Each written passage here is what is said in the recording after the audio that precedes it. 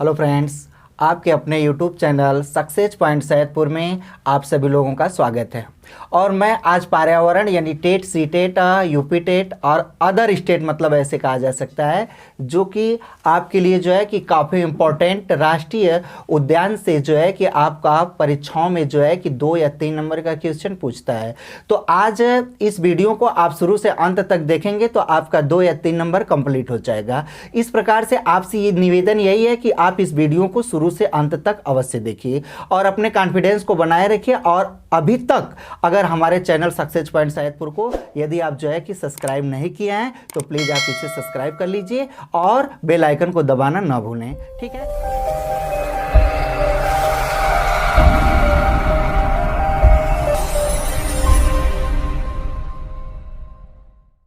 तो आज हम लोग जो है कि राष्ट्रीय उद्यान के बारे में जान लें कि राष्ट्रीय उद्यान क्या होता है, ठीक है। तो जैसे कि आप सभी लोग जानते हो कि पारिस्थितिक संतुलन को बनाए रखने के लिए जीव जंतु पशु पक्षी का होना काफी महत्वपूर्ण है, परंतु आज के वर्तमान समय में कुछ ऐसे जीव जंतु हैं जो हमारे वातावरण से अर्थात तो वायुमंडल, जीवमंडल, स्थल मंडल से धीरे धीरे वह विलुप्त हो रहे हैं।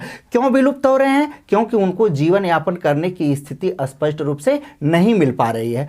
तो उसको बनाए रखने के लिए जो है कि भारत सरकार ने एक योजना स्टार्ट किया है, प्रारंभ किया है, और उस योजनाओं के अनुसार जो है कि वह पशु जो है कि सुरक्षित रह रहे हैं, जिससे हम लोग जो है राष्ट्रीय उद्यान कहते हैं, ठीक है ना।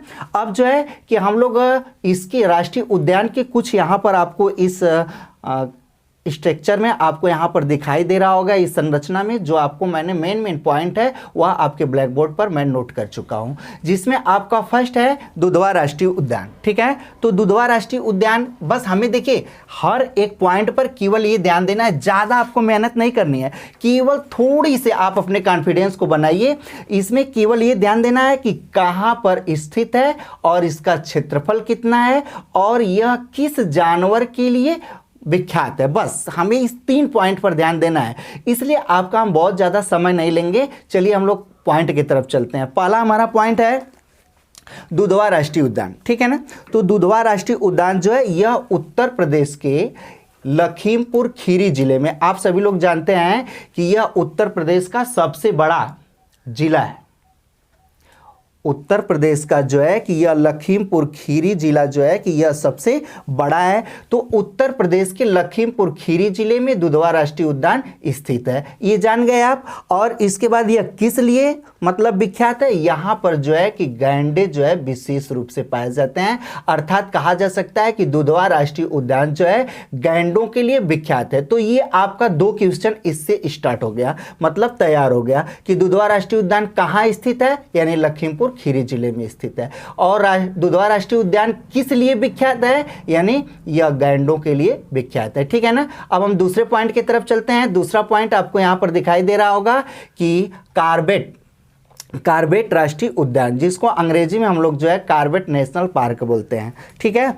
तो यह जो है कि उत्तराखंड के नैनीताल जिले में स्थित है, ठीक है ना। यानी कार्बेट राष्ट्रीय उद्यान जो है कि उत्तराखंड के नैनीताल जिले में स्थित है, जो वन्य जीवों के लिए काफ़ी महत्वपूर्ण है। और इसका जो क्षेत्रफल है वह 525, ठीक है, 525 वर्ग किलोमीटर है, याद रखिए आप इस पर। और यह किस लिए प्रसिद्ध है? तो आप जान जाइए कि यहाँ पर जो है चीतल, तेंदुआ, बाघ, सांभर, नीलगाय, हाथी आदि का जो है कि यह शरण स्थल माना जाता है, ठीक है ना। अब हम तीसरे पॉइंट की तरफ चलते हैं। तीसरा पॉइंट है कान्हा राष्ट्रीय उद्यान, ठीक है।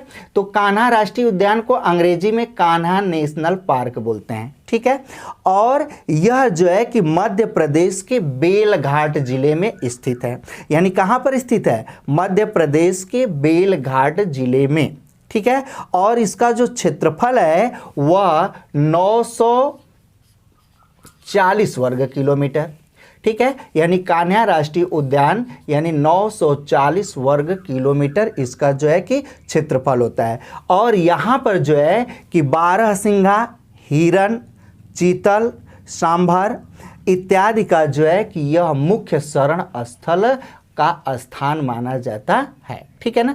अब हम जो है नेक्स्ट पॉइंट की तरफ चलते हैं, जो हमारा चौथा पॉइंट है कि गिर राष्ट्रीय उद्यान, जिसको अंग्रेजी में गिर नेशनल पार्क बोला जाता है। ठीक है, तो यह गुजरात के काठियावाड़ जिले में स्थित है और यह बब्बर शेर के संरक्षण के लिए प्रसिद्ध है। ठीक है, और इसके बाद आपका अगला पॉइंट है कि काजीरंगा राष्ट्रीय उद्यान, यानी काजीरंगा राष्ट्रीय उद्यान जो है असम में स्थित है।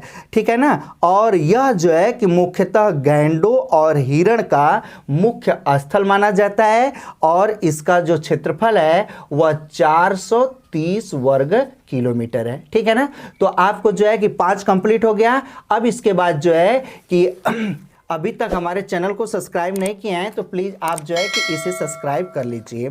और इसके बाद छठवां पॉइंट हमारा है कि सुंदरबन राष्ट्रीय उद्यान, यानी सुंदरबन राष्ट्रीय उद्यान को जो है कि हम लोग अंग्रेजी में सुंदरबन नेशनल पार्क बोलते हैं और यह जो है पश्चिम बंगाल के 24 परगना जिले में स्थित है और यह मुख्यतः जो है बाघ के लिए प्रसिद्ध है और इसका क्षेत्रफल जो होता है, सुंदरबन राष्ट्रीय उद्यान का जो क्षेत्रफल होता है वह 2585 वर्ग किलोमीटर होता है। ठीक है ना। अब इसके बाद जो है हम लोग जो है कि 7वें पॉइंट की तरफ चलते हैं और यह काफ़ी इम्पोर्टेंट है और यहाँ से आपका जो है कि स्टेट सीटेट में क्वेश्चन पूछा हुआ है। तो आपका 7वां है पेरियार, यानी पेरियार शरण स्थली। ठीक है, तो पेरियार शरण स्थली जो है कहाँ स्थित है, केरल में स्थित है और इसका जो क्षेत्रफल होता है वह 777 वर्ग किलोमीटर। ठीक है, और यह जो है कि हाथी, वायसन, हिरण इत्यादि का जो है कि शरण स्थल है।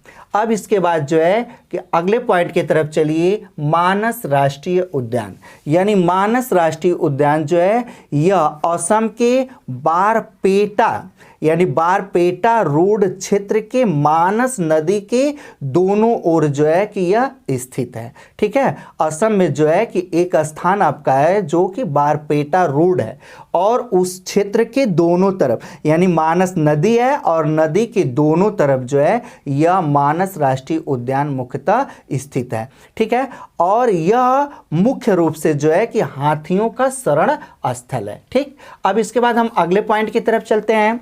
अगला पॉइंट हमारा है नागार्जुन सागर जीव शरण स्थल। ठीक है ना, तो यह जो है कि आंध्र प्रदेश के नीलगोंडा जिले में, ठीक है, आंध्र प्रदेश के नीलगोंडा जिले में जो है कि स्थित है और इसका जो क्षेत्रफल है वह 3568 वर्ग किलोमीटर। ठीक है, यानी 3568 वर्ग किलोमीटर इसका जो है कि पुनः पूरा क्षेत्रफल है और यह चीता, बाघ, तेंदुआ, चीतल, नीलगाय इत्यादि का यह विशेष रूप से शरण स्थल माना जाता है। ठीक है, अब जो है कि हम नेक्स्ट पॉइंट की तरफ चलते हैं। नेक्स्ट पॉइंट है केवलादेव, यानी केवलादेव घाना पक्षी शरण स्थली। नाम से भी आप परिचित हो जाएंगे। ठीक है, आप यहाँ पर पॉइंट देखिए और पॉइंट में पक्षी भी आएगा और इसके बाद कुछ जानवर भी आएंगे, इसलिए इस पर थोड़ा सा ध्यान दीजिए आप कि यह जो है कि सारस, अरबियाई, सारस इत्यादि का शरण स्थल है और इसका क्षेत्रफल मात्र 21 वर्ग किलोमीटर। ठीक है, 21 वर्ग किलोमीटर है और यह राजस्थान के भरतपुर जिले में स्थित है और यह पूरे विश्व में शरण स्थल के लिए पक्षियों के लिए विशेष रूप से माना जाता है। ठीक है ना, अब जो है कि लास्ट पॉइंट हमारा है कि वादीपुर राष्ट्रीय उद्यान। तो यह वादीपुर राष्ट्रीय उद्यान जो है कर्नाटक में स्थित है। ठीक है, और यह जो है कि हाथियों का मुख्य आपका जो है कि स्थल माना जाता है। इसलिए जो है कि आपका यह पूरा जो है राष्ट्रीय उद्यान समाप्त हुआ। अगर इस राष्ट्रीय उद्यान से जानकारी से आप संतुष्ट हैं तो प्लीज़ इसे अभी लाइक कीजिए और अपने मित्रों के साथ जो है कि ज़्यादा से ज़्यादा शेयर कीजिए।